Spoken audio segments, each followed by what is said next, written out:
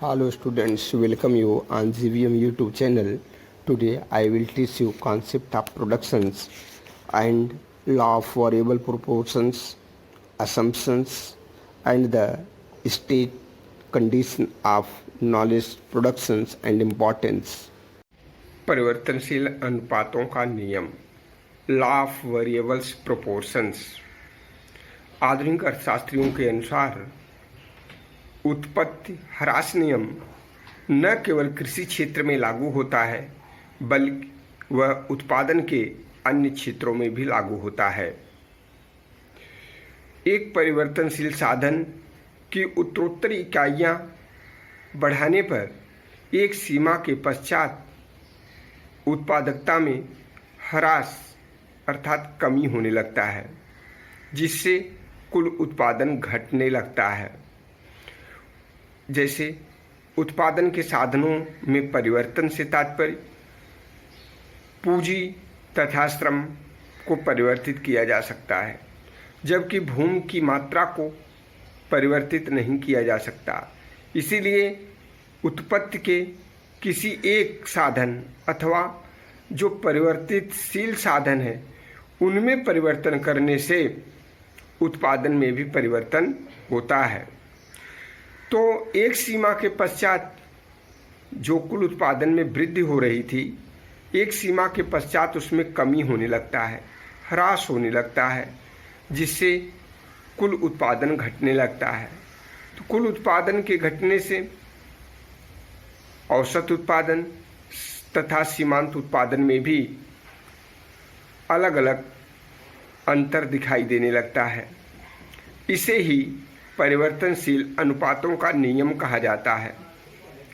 According to professor स्टिगलर के अनुसार यदि उत्पत्ति के अन्य साधनों की इकाई को स्थिर रख करके किसी एक साधन की समान इकाइयां जोड़ी जाएं, तो एक सीमा के पश्चात सीमांत उत्पत्ति में कमी हो जाएगी। तो प्रोफेसर स्टिगलर के अनुसार अन्य साधनों को स्थिर रख करके किसी एक साधन से तात्पर्य क्या है? पूंजी तथा श्रम की समान इकाइयों को जोड़ने से एक सीमा के पश्चात उत्पादन में जो वृद्धि हो रही थी उसमें कमी हो जाएगी। श्रीमती जॉन रॉबिन्सन के अनुसार उत्पत्ति ह्रास नियम के अनुसार किसी एक उत्पत्ति के साधन की मात्रा को स्थिर रखा जाए तथा अन्य साधनों की मात्रा में उत्तरोत्तर वृद्धि की जाए, तो एक निश्चित बिंदु के पश्चात उत्पादन में घटती हुई दर से वृद्धि होगी। श्रीमती जॉन रॉबिन्सन के अनुसार किसी एक साधन को स्थिर रखा जाए, जो उत्पत्ति के 5 साधन है, भूमि, पूंजी, श्रम, साहस तथा संगठन, उनमें से केवल एक स्थिर साधन को स्थायी रूप से उसमें परिवर्तन न किया जाए। जैसे भूमि का जितनी मात्रा में प्रयोग किया जा रहा है उतनी ही मात्रा में हो तथा उसके अन्य साधन जो है उसमें लगातार वृद्धि की जाए, तो उनके अनुसार एक निश्चित बिंदु के पश्चात उत्पादन में वृद्धि होगी, लेकिन वह घटती हुई दर से वृद्धि होगी।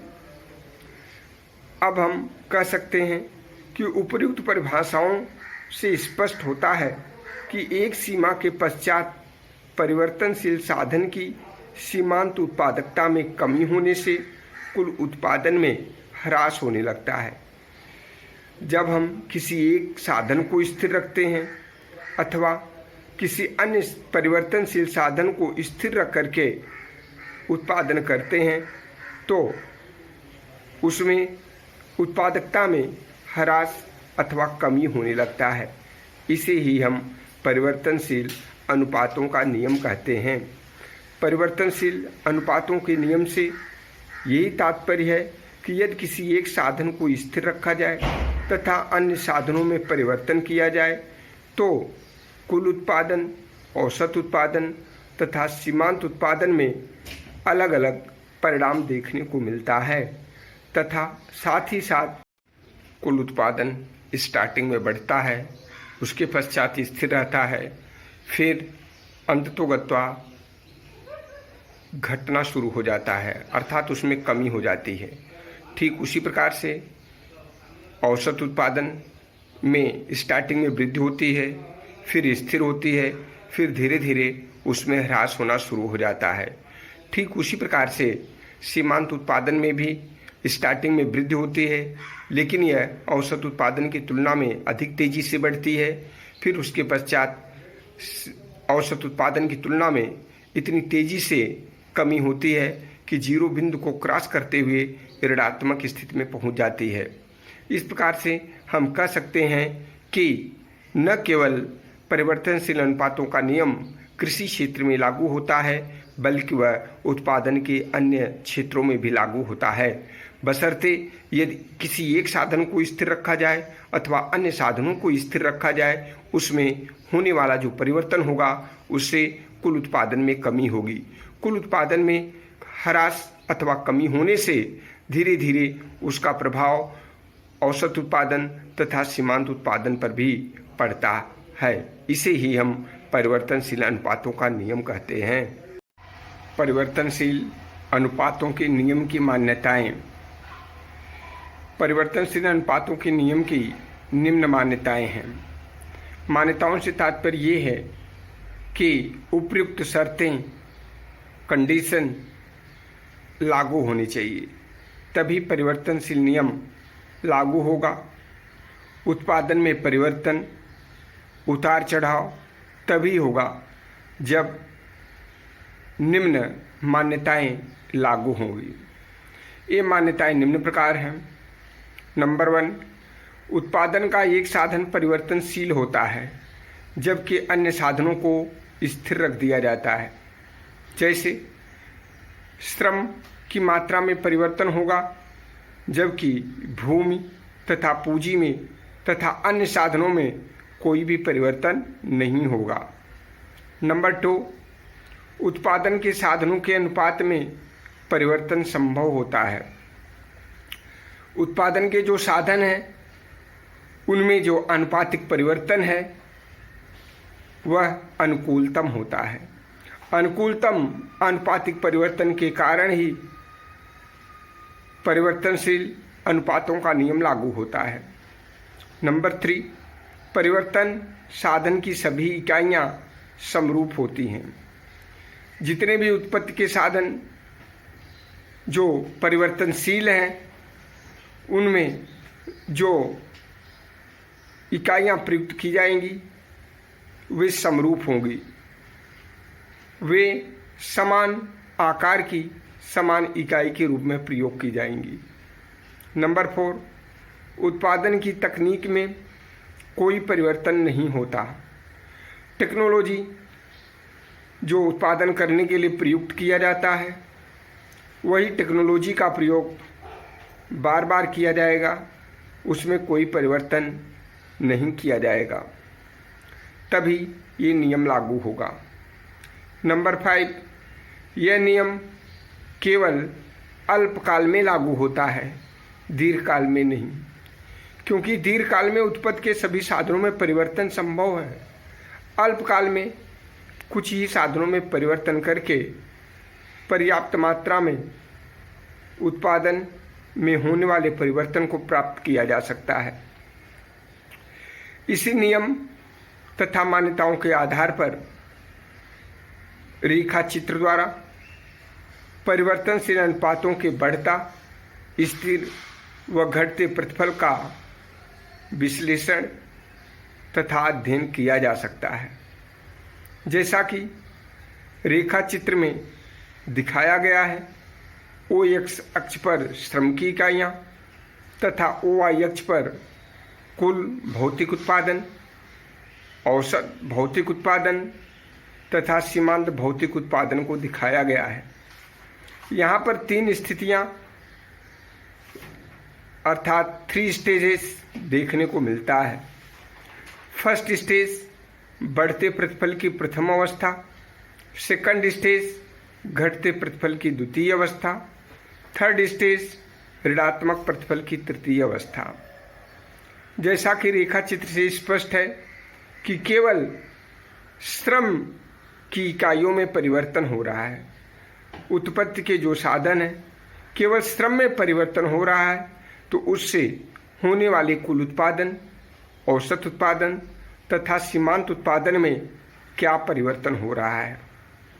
रेखाचित्र से स्पष्ट है कि जब हम ओएम श्रम की इकाई का प्रयोग करते हैं तो टीपी टोटल प्रोडक्ट अर्थात कुल उत्पादन फर्स्ट स्टेज की स्थिति में होता है, अर्थात बढ़ते हुए अवस्था को प्राप्त होता है। यह बढ़ता हुआ मोड़ का बिंदु यस तक होता है तथा यहाँ पर सीमांत उत्पादन बढ़ता हुआ है जो कि एपी की तुलना में एवरेज प्रोडक्ट औसत उत्पादन की तुलना में अधिक है।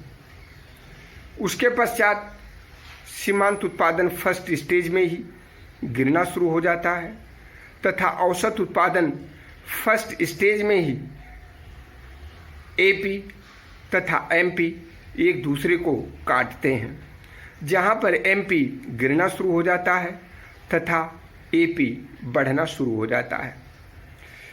द्वितीय अवस्था जो घटते प्रतिफल की द्वितीय अवस्था को शो कर रहा है, यहाँ पर श्रम की इकाइयों में परिवर्तन किया गया है। जब श्रम की इकाइयाँ ओएम से बढ़कर के ओएल प्रयोग की जाती हैं, सेकंड स्टेज एमएल ए थोड़ा सा वृद्धि की अवस्था को दिखा रहा है। जब ओएल से बढ़ा करके ओएन स्टेज तक चलते हैं तो सेकंड स्टेज की स्थिति होती है।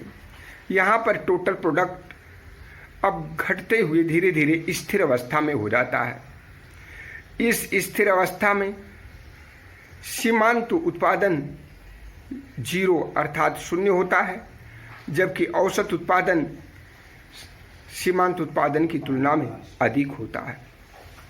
ये बिंदु टीपी जो है ई स्थिर अवस्था को दिखा रहा है।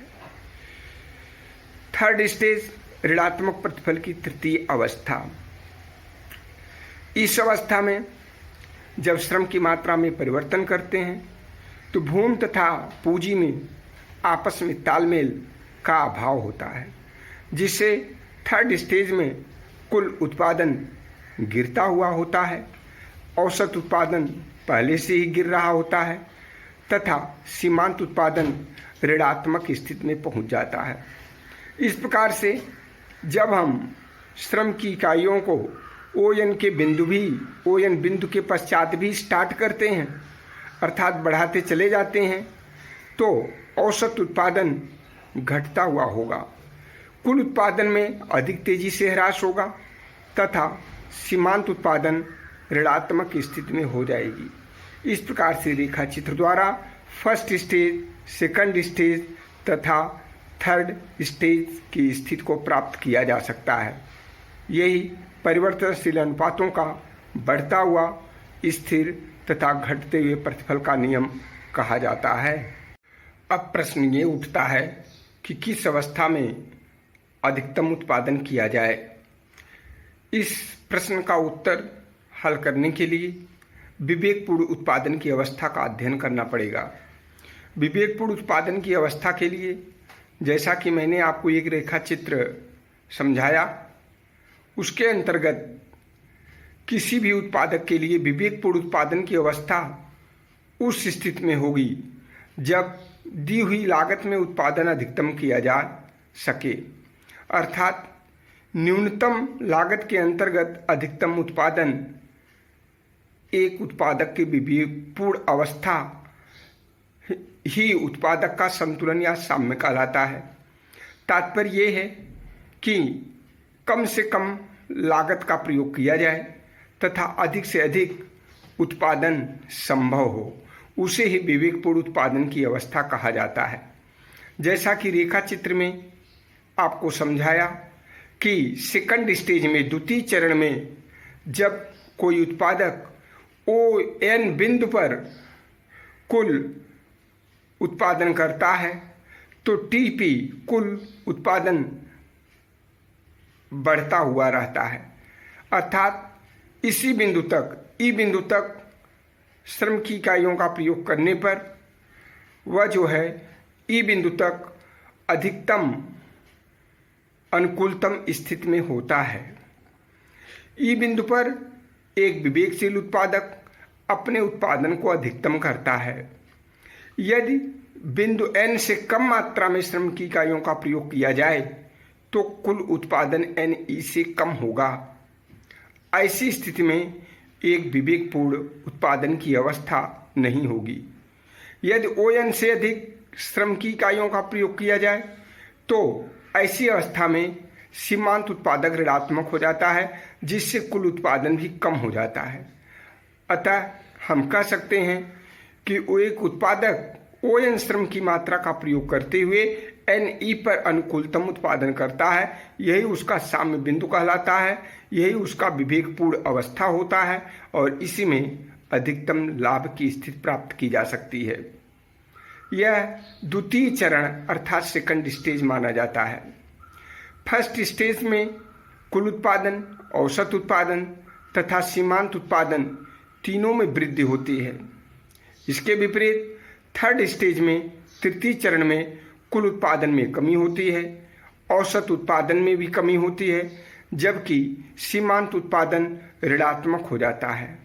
अतः हम कह सकते हैं कि कोई भी उत्पादक ON श्रम की इकाइयों का प्रयोग करते हुए ई बिंदु पर अपने लाभ को अधिकतम कर सकता है।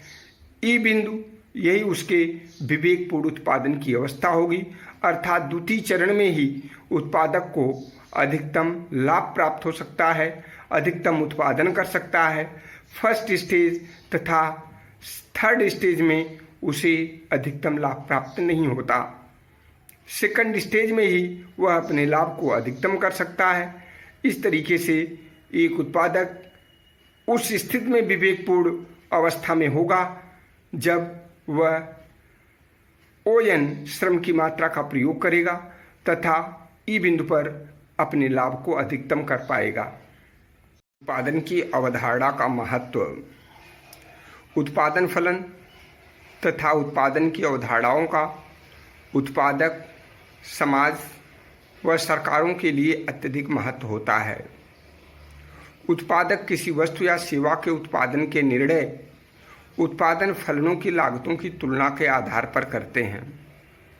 उत्पादक ऐसी वस्तुओं एवं सेवाओं का उत्पादन करता है जिसमें उसे कम लागत हो तथा अधिक से अधिक उत्पादन हो।